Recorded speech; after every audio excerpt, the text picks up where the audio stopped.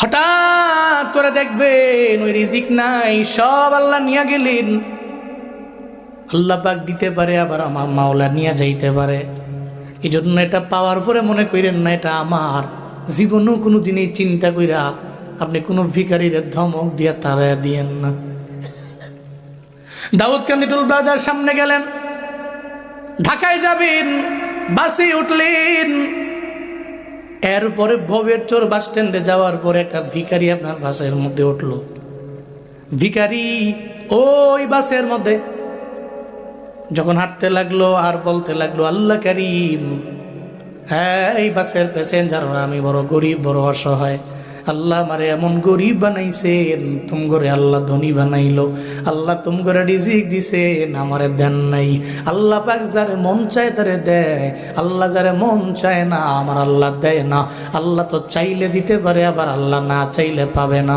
যখন চোখের পানি ফেলাইয়া আল্লাহ কারীম বইলা বইলা বইলা আপনার দরবারে আসে, দাঁড়ে দাঁড়ে আসে, এই বাবা জীবনও কোনো দিন ধমক দিয়ে তাড়াইয়া দেওয়া যাবে না।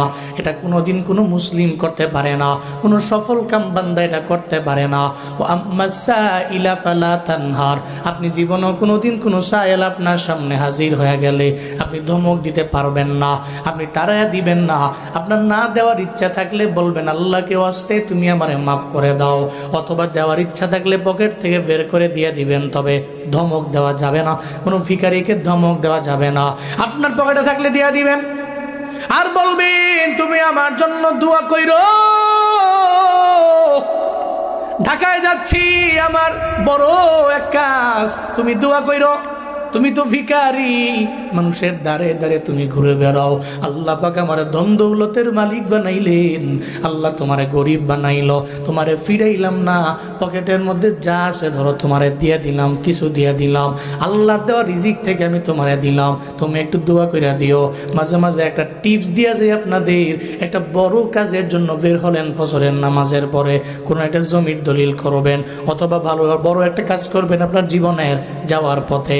ফজরের নামাজের পরে আপনি যাওয়ার পথে কোনো একটা মাদ্রাসায় যাবেন, অথবা কোনো এতিম মিসকিনদের দ্বারে যাবেন, অথবা কোনো ভিখারিদের দরবারে যাবেন। আপনার পকেট থেকে বের কইরা 500-1000 টাকা এর দিয়া বলবেন আমি একটা কাজের জন্য যাই, তুমি আমার জন্য রবের দরবারে দোয়া কইরা দিও। একটা মানুষের দান করে যাইবেন, আল্লাহর কসম শতবার করে বলতে পারি ওই কাজের মধ্যে কোনো ঝামেলাও যদি হইতো, ওই দানের বদৌলতে আল্লাহ পাক ওই ঝামেলা আপনার মিটে দিতে পারে। চিল্লা পড়া যাবে কি মারহাবা। আল্লাহ মিটাই দিতে পারে। এজন্য আল্লাহর দেওয়া রিজিক থেকে ব্যয় করলে বড় ফায়দা, আপনি সফল কাম। হযরত সুলাইমান নবীর খালি গামলা লয়ে রবের দরবারে বলো, আল্লাহ তুমি এটা কি করলা, তুমি এটা কি করলা, এটা বুঝলামই না, তুমি কেন রবের দরবারে এটা বলতে লাগলা? ওই মহিলা কয় কি তোমার পরিচয়, তুমি আমারে দাও। কয় আমার পরিচয় হলো আমি দাউদ নবীর সন্তান সুলাইমান। দাউদ নবীর ছেলে সুলাইমান, হ্যাঁ আমি সেই সুলাইমান। জীবনে তোমার নাম কত শুনেছি কিন্তু দেখি নাই। হাই সুলাইমান, তাহলে শুনো, তোমার দরবারে আমি বলি, আমি হাতের মধ্যে খালি একটা বল লইয়া রবের দরবারে বলতে লাগলাম, আল্লাহ তুমি এটা কি করলা, তুমি এটা কি করলা, এটা কেন করলা? কেন রবের দরবারে বলো জানো নি? কারণ আমি বড় গরিব, আমার টাকা নাই, আমি বড় অসহায়, আমার বাড়ির মধ্যে আমি ভিক্ষা করে করে আমার বাড়ির মধ্যে আমি নিয়ে যাই।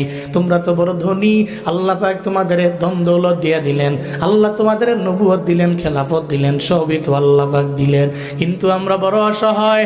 আমি যখন বাড়ির মধ্যে যাই, আমি বাড়ির মধ্যে যাওয়ার পরে আমি তাকায় দেখি আমার সন্তানেরা, আমি মায়ের চেহারার দিকে তাকায় চোখ দিয়ে ঘুরে ঘুরে পানি পড়ে। মা রে, সারাদিন লাগে তো ঘুরলা, আমাদের জন্য কি মজা আনলা। আমি আমার সন্তানদের চোখে মুখে একটু হাসিও ফুটাইতে পারি না, এই জন্য আমার মনটা বড় ভাঙ্গা। আমি প্রতিদিন ভিক্ষা করি, কিন্তু আজকে আমি ভিক্ষা করার জন্য যাই নাই, আমি একটা বাড়িতে কাজের জন্য গেলাম। ওই বাড়িতে কাজের জন্য যাওয়ার পরে সারাদিন লাগে আমি খাটলাম, আসার সময় প্রতিদান স্বরূপ আমাকে এক বল আটা দিয়ে দিল। আমিও বেজায় খুশি, আমি দৌড়ে রওনা, আমি চলে গেলাম ওই বলবর্তী আটা নিয়ে আমার বাড়ির দিকে রওনা হয়ে চললাম। আমি আল্লাহ পাকের কুদরত, নদীর কিনারা দিয়ে আমি বলের মধ্যে আটা নিয়ে হাঁটতেছি, কোত্থেকে যেন বাতাস আসলো। বাতাস আইসা আমার গামলার যত আটা আছে সব উড়ে নিয়ে চলে গেছে রে সুলাইমান। আমার হাতের মধ্যে এখন শুধু গামলাটা আছে। আমার সন্তানদের কথা মনে পড়ে গেছে, চোখ দিয়ে গড়ে গড়ে পানি পড়ে রবের দরবারে বলতে লাগলাম, আল্লাহ তুমি এটা কি করলা, এটা কি করলা, তুমি এটা কেন করলা রে আমার মাওলা। আমি আল্লাহর দরবারে বলতে লাগলাম, ও সুলাইমান তোমার দরবারেও তো বইলা আমার লাভ নাই। আমি আল্লাহর দরবারে বললাম। হযরতে সুলাইমান নবীর কথা শুনে ওনার মনটা ভেঙে গেল। সুলাইমান নবী কয়, ও মহিলা তুমি যাও, আমার বাবার দরবারে গেলে আমার বাবায় তোমার জীবনে কোনোদিন ফিরাইয়া দিবে না। আমার বাবার দরবারে যাও। বাবাকে সুবহানাল্লাহ জুড়ে পড়বেন না, বাবার দরবারে যাও। গামলা নিয়া দাউদ নবীর দরবারে গেছে, খালি খালি বল খালি গামলা। যা বলতেছে, নবী আমি তো গরিব মানুষ, এই যে একটা খালি গামলা দিয়ে আইছি, এই গামলার মধ্যে আটা ছিল, বাতাসে নিয়ে গেছে। এটা বলার পরে তো দাউদ নবী কয়, আচ্ছা আমি কি করব, তোমার বল থেকে আটা লইয়া গেছে বাতাসে, তো বাতাস কি আমার কথা মানে? আমি করতাম কি? আমি তো গরিব মানুষ, অসহায়। আপনার ছেলে সুলাইমান আপনার কাছে পাঠাইছে, তো আমি খালি গামলা লয়ে আইছি। যদি আপনি কিছু করে দিতেন তাহলে আমি চলে যেতাম, আমার মনটা খুশি হয়ে যেত। দাউদ নবীর দরবার এটা বলার পরে দাউদ নবীকে, ঠিক আছে, মহিলা গরিব মানুষ যেহেতু, অসহায় মানুষ, আবার ভিখারি, আবার আমার ছেলে সুলাইমান পাঠাইছে, আই কর্মচারী 2 বস্তা আটা মহিলারা দাও। কয় বস্তা? সুবহানাল্লাহ জুড়ে পড়বেন না।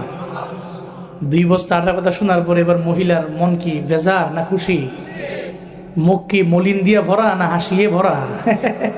মহিলা কয়েক এক গামলা গেছে, তো গেছে কি হয়েছে, ফাইলেছি আমি 2 বস্তা আটা, কাম হয়ে গেছে গা। আর এরকম মাঝে মাঝে সুলাইমান সাহেবের লগে মুলাকাত হইলেও তো বলা, এক গামলা গেছে আমি পায়া গেছি গা 2 বস্তা। কি আজান দেয় কয়টা বাজে? আজান এনে ফোন রইব, কিন্তু বাইরে মাইকে অসুবিধা হবে না আমার? আচ্ছা ঠিক আছে, তো অসুবিধা না হয়। হ্যাঁ জি, রাগ করতেছে দেখি আপনারা, কষ্ট পাচ্ছেন নাকি? কোন দেখি সুবহানাল্লাহ, কোন আলহামদুলিল্লাহ, আরো জোরে চিল্লায় আল্লাহু আকবার। জি, হযরতে দাউদ নবী বললেন, তাহলে 2 বস্তা আটা দিয়ে দাও। তো মহিলাকে আমি নিমু কেমনে, মহিলা মানুষ, 2 বস্তা আটা। কয়টা কর্মচারী তোমার সঙ্গে দিয়া দিলাম, এই কর্মচারী মাথার মধ্যে আটার বস্তা নেও, ওই আটার বস্তা লইয়া তুমি তার বাড়ির মধ্যে নিয়ে দিয়ে আসো। মহিলা তো আরো খুশি। মহিলা কয়, এক গামলার কারণে রবের দরবারে কেন কাঁদকে দিচ্ছি, কিন্তু পায়া গেলাম আমি 2 বস্তা আটা। ওই আটাগুলো কর্মচারী মাথার মধ্যে নিয়ে ওনার বাড়ির দিকে নিয়ে রওনা। একটু দূর যাওয়ার পরে আবার ওই যে আগের সুলাইমান নবীর সাথে মুলাকাত হয়ে গেল। সুলাইমান নবী কয়, মহিলারে চেহারার মধ্যে হাসি কেন? তোমার বাবার দরবারে গেলাম, হাতের মধ্যে আমার এক বল আটা ছিল, বাতাসে নিয়ে গেল, এর বিনিময়ে আমি 2 বস্তা আটা পাইলাম। আবার কর্মচারীরা মাথায় লইয়া আমার বাড়ির মধ্যে নিয়ে দিয়ে আসে, তাহলে এই জন্যই আমার মুখটা মলিন না। এখন আমি হাসি খুশি, জন্য বাড়ির দিকে রওনা। সুলাইমান নবী কয়, দাঁড়াও, আমার আব্বা তোমার সঙ্গে ইনসাফ করতে পারেন নাই। কি কয়? সুবহানাল্লাহ পড়বেন না, অবাক তো। মহিলা কয় কি, আমি এক বল বাতাস লয়ে গেছে, আমার 2 বস্তা আটা দিছে, আর সুলাইমান নবী কয় ইনসাফ বলে করতে পারে নাই। কয় কি? সুলাইমান নবী ছিলেন বিচক্ষণ নবী। হযরতে দাউদ নবীর এতগুলো সন্তান, এরপরে সুলাইমান নবী নবী কেন? বাবার পরে ওই ছেলে কেন খেলাফত পাইলেন? আল্লাহ পাক কেন ওনার নবুয়ত দিয়ে দিলেন? জানার দরকার আছে না নাই? হযরত দাউদ নবীরও মনের মধ্যে প্রশ্ন জেগেছিল। আল্লাহর দরবারে বলল, আল্লাহ তুমি তো আমার সন্তান দিলে অনেকগুলা, কিন্তু আমার ইন্তেকালের পরে ইচ্ছাটা কে পেয়ে যাবে, কে তাকে আল্লাহ ইনে গাইয়া আমি কেমনে বুঝবো, কেমনে জানবো রে আমার আল্লাহ? আল্লাহ কয়, দাউদ নবী আপনার সন্তানগুলোরে আপনার সামনে ডাইকা নেন, 2টা প্রশ্ন করবেন, জবাব বুঝা, এরপরই বুঝবেন ওই জবাব শোনার পরে কে আপনার পরবর্তী নবী হয়ে যাবে। হযরত দাউদ নবী ডাকলেন, সব ছেলেরা ওনার দরবারে হাজির হয়ে গেল, আর বলতে লাগলেন, এই আমার ছেলেরা আমাকে বলো না তোমাদের দেহের চাইতে, বডির চাইতে, সব চাইতে দূরের কোনটা? এক একজন ছেলের এক এক জবাব।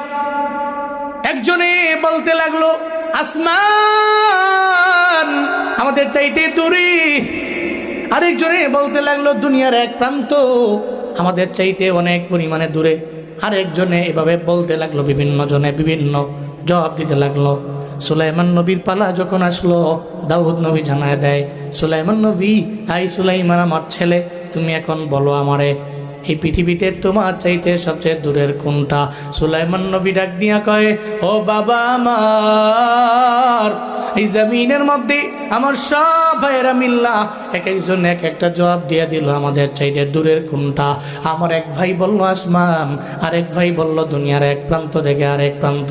এক একজন ভাইয়ের এক এক কথা শুনতে পারলাম, কিন্তু আমার বাবা, আমার কাছে মনে হয় আমার সমস্ত ভাইদের কথা সবগুলা মিথ্যা, আমি যেটা বলি আমার কাছে এটাই সত্য মনে হয়। এই জমিনের মধ্যে সব কিছু আমাদের দূরে না, আমাদের দূরে হলো আমাদের বাড়ির পাশের কবরস্থান। আমাদের বাড়ির পাশের কবর,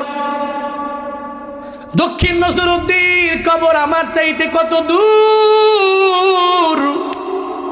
এই ময়দানের মানুষগুলো মা বাবা হারাইয়া আজকে বড় এতিম, কবরের পাশে গিয়ে দাঁড়ায় দাঁড়ায় কান্দে, মা মা বলে চিল্লায়। এই ময়দানের মাহফিল তো মায় শুনে, বাবায় শুনে। চাইলে একটা মানুষ গিয়া মা বাবার সামনে গিয়া দাঁড়াইয়া বলতে পারে না, মা তুমি কেমন আছো? যদিও মায়েরে বলতে পারে, মা তো জবাব দেয় না। যদিও বাবার দরবারে গিয়া বলে, বাবা জবাব দেয় না। কিন্তু সন্তান তো আমেরিকায় থাকে, সৌদি আরবে থাকে, ফোন দিলে তো 10 সেকেন্ডের মধ্যে ইমেল মাধ্যমে খবর নেওয়া যায়, হোয়াটসঅ্যাপের মাধ্যমে খবর নেওয়া যায়, মেসেঞ্জারের মাধ্যমে খবর নেওয়া যায়। কিন্তু এই দক্ষিণ নসরুদ্দিন আপনার বাড়ির পাশের কবরস্থানের কবরে আপনার আব্বা আম্মা শুয়ে আছেন, এই মা বাবার তো কোনো খবর নেওয়া যায় না। ঈদের দিনেও তো পাওয়া যায় না, ভালো দিনেও পাওয়া যায় না, সুদিনেও পাওয়া যায় না। এই যে একটু আগে শুনলাম এখান থেকে আওয়াজ আসলো, শিয়ালের আওয়াজ। এই আওয়াজ তো আপনার আব্বা আম্মা শুনে আপনি তো ভয়ে শিয়ালের দ্বারে কাছেও যান না। আপনার চাইতে এত দূরে আপনার মা বাবার কবর। আপনি মা বাবার কবরের পাশে গিয়া দাঁড়াইয়া আপনি চোখের পানি ফালাইয়া কান্দেন আর ডাক দেন, মা কেন তুমি আমার ডাকে সাড়া দাও না? বাবারে কেন তুমি আমার ডাকে সাড়া দাও না? আপনি মা বাবার কবরের পাশে গিয়া দাঁড়াইয়া মা বাবা বলে চিল্লাইলেও একটাবারের জন্য তো মা বাবা জবাব দেয় না, কোনো খবর পাওয়া যায় না, কোনো খবর মিলে না। সুলাইমান নবী কয়ে, দুনিয়ার সব তো দূরে হতে পারে, খবর নেওয়া যায়, কিন্তু বাড়ির পাশের খবরটা এত পরিমাণে দূরে, এটার বিষয়ে কোনো খবর নেওয়া যায় না। ও বাবা আমার, এটা নাম্বার 1 প্রশ্নের জবাব। এরপরে দাউদ নবী কয়ে, বুঝতে পারলাম, 2 নম্বরে আমার জবাব দাও। এই আমার সন্তানেরা, তোমাদের চাইতে সবচেয়ে কাছের কোনটা আমায় বলো। বলতে লাগলো দাউদ বাবা। একজনে বলল আমাদের চাইতে সবচেয়ে কাছের হলো আমাদের নাক, আরেকজনে বলল আমাদের চোখ, আরেকজনে বলতে লাগলো আমাদের চাইতে সবচেয়ে কাছের হলো আমাদের কান। এক একজনে এক একটা বলতে লাগলো, বডির বিভিন্ন অঙ্গ প্রত্যঙ্গের ব্যাপারে বলতে লাগলো। সুলাইমান নবীরে কয়, ও আমার ছেলে সুলাইমান, তুমি আমায় বলো তোমার চাইতে সবচেয়ে কাছের কোনটা, তুমি বলো না। আমার সমস্ত ভাইরা তো এক একজনে এক একটা বলল, এক একজন বলল নাক, একজনে বলল চোখ, আর একজনে বলল কান। কিন্তু বাবারে, আমার কাছে মনে হয় আমাদের চাইতে সবচেয়ে কাছের হলো আমাদের মরণ। কি আমাদের মরণ? আজ আছি তো কাল নাই, হঠাৎ করে সামনে আমার মরণ হাজির। আমি চাইলেও তো এই মরণ থেকে আমি পালায়া যাইতে পারবো না, হঠাৎ করে হয়ে যাবে, হঠাৎ হয়ে যাবে, আমি বুঝতেও পারি নাই যে আমার মরণ হয়ে যাবে। এই যে বয়ান করতেছে হঠাৎ করে বয়ান করা অবস্থায় তো বক্তা সাহেব মারা গেল। গাইবান্ধা গোবিন্দগঞ্জের মহিমাগঞ্জের ঘটনা, জানতো না বয়ানেই মরণ, বয়ান করতে করতে মরণ, বাসের তলে পড়া হঠাৎ মরণ। অ্যাক্সিডেন্টে মরণ, রাতের বেলা ঘুমায় গেল, ঘুমের ঘরের মধ্যেই মরণ। এর মানে মরণের ব্যাপারে কোনো গ্যারান্টি নাই। আমগো চাইতে সবচেয়ে কাছে, আমাদের চাইতে সবচেয়ে কাছের হলো আমাদের মরণ। কথা বলেন ঠিক কিনা? সবচেয়ে কাছের হলো মরণ, সন্দেহ নাই। আমার মরণ আসিবে কখন কেউ তো জানে না, আমার মরণ আসিবে কখন কেউ তো জানে না। আমি মরে গেলে আমায় তোমরা ভুইলা যাইও না, আমি মরে গেলে আমায় তোমরা ভুইলা যাইও না। ডাইনে বামে মাটি আমার মাটির বিছানা, ডাইনে বামে মাটি আমার মাটির বিছানা। এই দুনিয়ায় চিরজীবন থাকার জায়গা না, অন্ধকার কবর যে আমার আসল ঠিকানা। সবাই রেখে আমায় চলে যাবে, সঙ্গী হবে না, সবাই রেখে আমায় চলে যাবে, সঙ্গী হবে না। ডাইনে বামে মাটি আমার মাটির বিছানা, ডাইনে বামে মাটি আমার মাটির বিছানা। আমি মরে গেলে আমায় তোমরা ভুইলা যাইও না, আমি চলে গেলে আমায় তোমরা ভুইলা যাইও না। আমার মরণ আসিবে কখন কেউ তো জানে না, আমার মরণ আসিবে কখন কেউ তো জানে না। কেউ জানে? কেউ জানে না। ডাক্তার জানে না, কবিরাজ জানে না, আম্মা জানে না, আব্বা জানে না, পরিবারে কেউ জানে না। আমার মরণ তো হঠাৎ করে আমার সামনে হাজির হতে পারে। আমি এই আছি তো এই নাই, হার্টবিট বেরোইছে তো ঢুক দিতে পারি না, শেষ। আমার জীবনটা এখানেই শেষ হয়ে গেল। প্রাণ পাখিটা উড়াল দিয়ে চলে গেল, এই মুহূর্তেই চলে গেল, তো আমি নাই, আমি তো শেষ হয়ে গেলাম। সুলাইমান নবী কয়, আব্বা আমার সমস্ত ভাইরা যা বলল, এদের কাছ থেকে এটা কাছে এটা কাছে এটা কাছে, কিন্তু আমার কাছে মনে হচ্ছে আমার জীবনের সবচেয়ে কাছের হলো আমার মরণ। দাউদ নবী আল্লাহ, আমার সমস্ত পুলেরা তো এক একজন একটা কয়, কিন্তু সুলাইমান তো বলল আনকমন। আল্লাহ এই জন্যই তো আমি আপনার পরবর্তী খেলাফত নবুয়ত আমি আল্লাহ সুলাইমান নবীর জন্য নির্দিষ্ট করে রেখেছি। সুবহানাল্লাহ জোরে পড়বেন না? বাইরে মাইক বন্ধ করেছি না? আচ্ছা ঠিক আছে। এরপরে মনে আছে তো আগের কথা, ওই যে সুলাইমান নবী যে বললো ইনসাফ হয় নাই, মনে আছে তো? মহিলারা কয়, মহিলা ইনসাফ হয় নাই, চলো। তো মহিলাকে নিয়ে আরাও না দাউদ নবীর দরবারে, যাক আব্বা ইনসাফ করেন নাই মহিলার উপরে। দাউদ নবীকে কও কি, এক গামলা বাতাসের কারণে এক গামলা আটা বাতাস লইয়া গেছে গাম, মহিলারে আমি আর বিনিময়ে 2 বস্তা টাকা দিলাম, আবার কর্মচারীর মাথায় করে নিতেছে, তুমি কো ইনসাফ হয় নাই? How this possible? কেমনে বললা তুমি এটা? কেমনে সম্ভব এটা? এটা ইনসাফ হয় নাই? তাহলে আপনি আল্লাহরে জিজ্ঞেস করেন, আপনি আল্লাহকে বলেন। বাতাস মহিলার, বাতাস তো আল্লাহর কথা মানে। কার কথা মানে? জোরে বলেন না, কার কথা মানে? লিল্লাহি মা ফিস সামাওয়াতি ওয়া মা ফিল আরদ।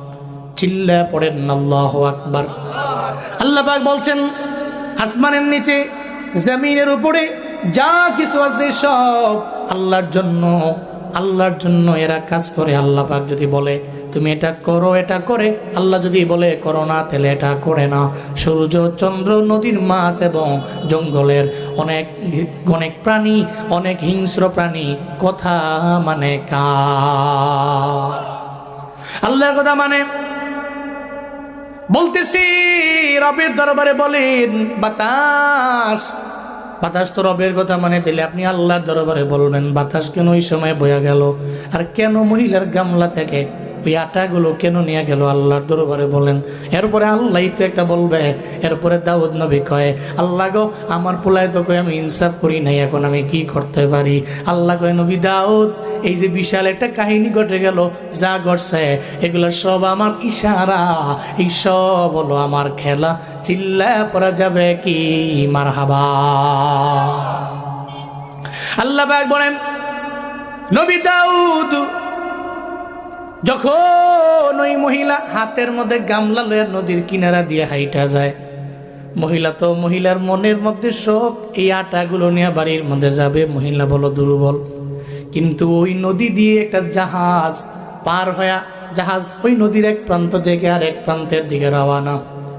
নদীর মাঝখানে চলে গেল, হঠাৎ করে নদীর মধ্যে ঝামেলা, আবার ওই জাহাজের নিচ দিয়া ছিদ্র হয়ে গেল।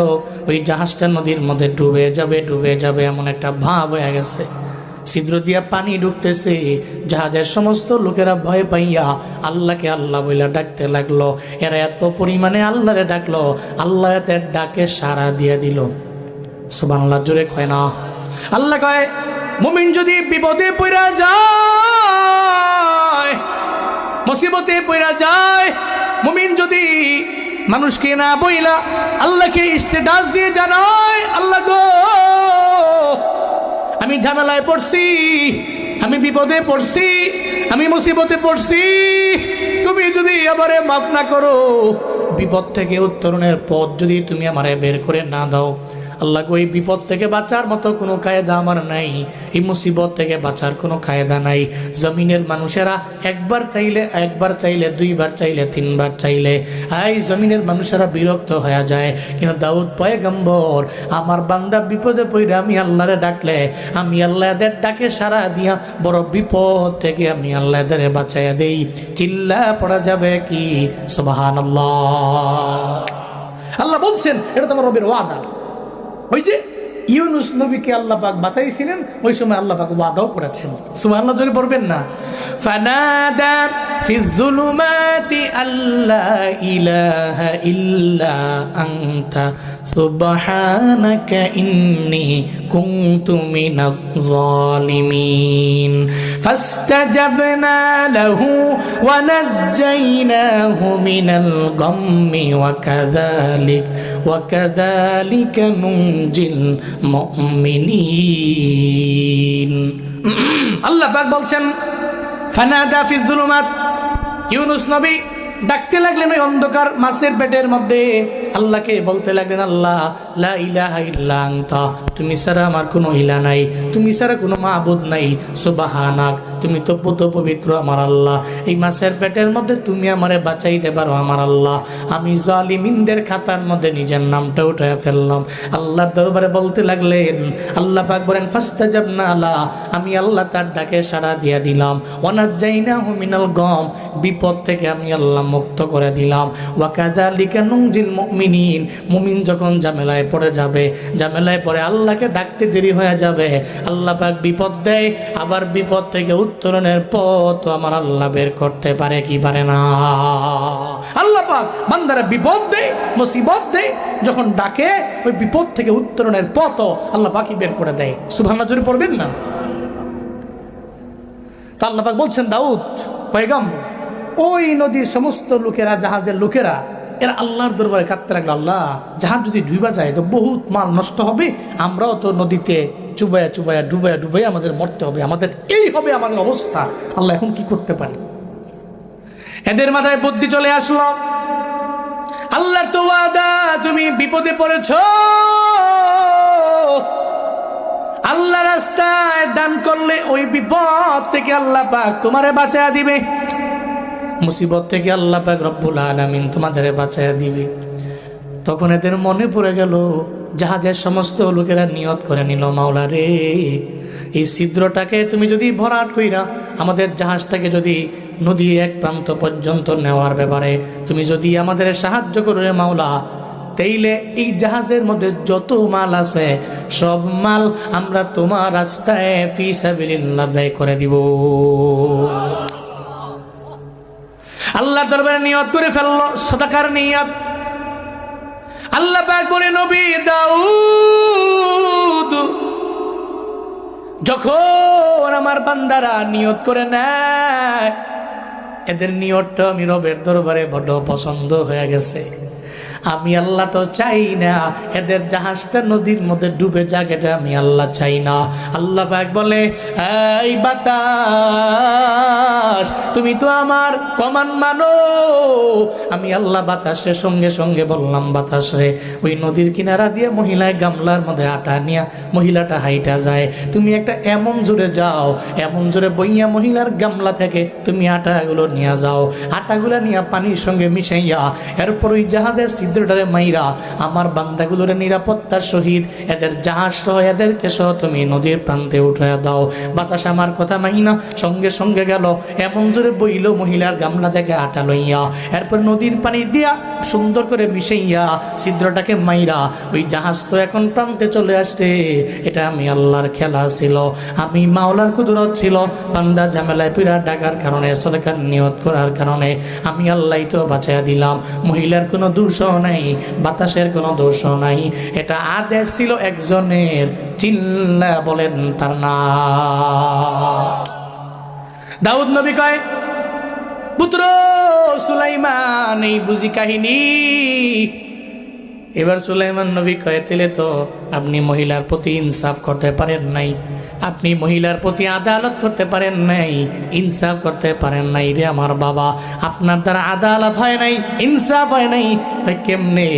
কয়, তেলে তো একটু পরে ওই যে জাহাজটা প্রান্তের মধ্যে ফিরে গেছে, জাহাজের সমস্ত লোকেরা যত জাহাজের মধ্যে মাল আছে এরা ফি সাবিলিল্লাহ আপনার দরবারে আপনার কাছেই না দিবে, আল্লাহ রাস্তায় ব্যয় করে দেওয়ার জন্য। এটা অন্য কেউ পাওয়ার অধিক হকদার না, এটা পাবে এই মহিলা। কারণ মহিলার ওই গামলার আটার কারণে আমার আল্লাহ একটা জাহাজে সব মাল ডুবা অবস্থা থেকে আমার আল্লাহ ফিরে দিয়ে আনছে। চিল্লা পড়া যাবে কি মারহাবা। তাহলে তো মহিলা তো শুধু 2 বস্তাটা কেন পাবে? ইনসাফ তো হয় না। আপনার সুবহানাল্লাহ জোরে পড়বেন না, আরো জোরে আল্লাহু আকবার। অপেক্ষায় থাকেন, একটু পরে আপনার কাছে এই জাহাজের সমস্ত মাল এরা সুপর্দ করবে। সমস্ত মাল নিয়ে আসছে। শেষ করে দিব নাকি? শেষ করে দিই না? সময় তো হয়ে গেছে, চারদিকে আবার আজান। এরপরে সমস্ত জাহাজের এই মালগুলো লইয়া দাউদ নবীর দরবার রওনা। দাউদ নবীর কাছে আইসা কয় যে এই সমস্ত মাল সদকার কারণে, সদকার নিয়ত করার কারণে এই মালগুলো এখানে আসছে, নাইলে সব নদীতে ডুবে যেত আর আমরাও বুড়ে যাইতাম। আল্লাহ করে বাঁচাইয়া দিস। আমরা নিয়ত করছিলাম আল্লাহ যদি বাঁচাইয়া দেয় জাহাজের সব মালগুলো আল্লাহর রাস্তায় আমরা ব্যয় করে দিব, দান করে দিব। ধরেন এই মালগুলো আপনার কাছে নিয়ে আইলাম, আপনি যারে মন চায় এই মালগুলো তারই দান করে দেন। সুবহানাল্লাহ জোরে পড়বেন না? সুলাইমান নবীও দাঁড়ানো, মহিলাও দাঁড়ানো, দাউদ নবীও দাঁড়ানো। দাউদ নবীকে, মহিলা তোমার 2 বস্তা আটা নিছো তো নিছো, এই জাহাজের সমস্ত মাল পাওয়ার অধিক হকদার তুমি। ধরো এই সমস্ত মাল